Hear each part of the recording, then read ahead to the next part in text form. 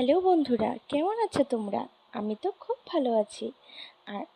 আর এগুলো রেডিমেড ফুচকা, আমি শুধু ঘরে ভেজে নিচ্ছি। কি সুন্দর করে ফুলছে, তাই না?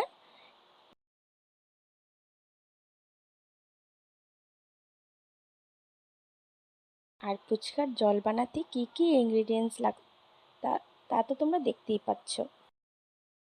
আর হ্যাঁ বন্ধুরা, ফুচকার জলটা তেঁতুল দিয়ে হচ্ছে না কিন্তু, জলটা হচ্ছে লেবু দিয়ে।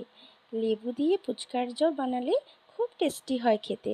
তোমরা অবশ্যই লেবুর জল যখন, লেবু তো দিতেই হবে।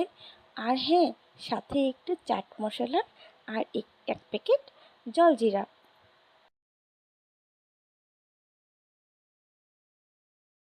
আর ভাজা মশলা তো তার সাথে স্বাদ অনুযায়ী লবণ, লঙ্কা, ধনিয়া পাতা আর পুদিনার পেস্ট তো দিতেই হবে।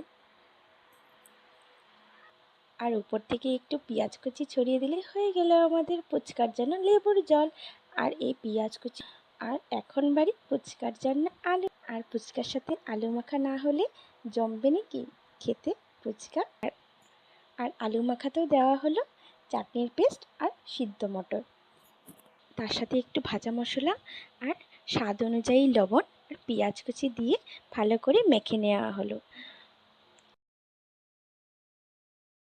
তারপরে অল্প করে লেবুর জল দিয়ে আবারও ভালো করে চটকিয়ে মেখে নেওয়া হলো। তারপর কয়েকটি পাপড়ি ভেঙে গুঁড়ো করে দিলেই হয়ে গেল আমাদের ফুচকার জন্য আলু মাখা। এবার তো খাওয়া দাওয়ার বাড়ি।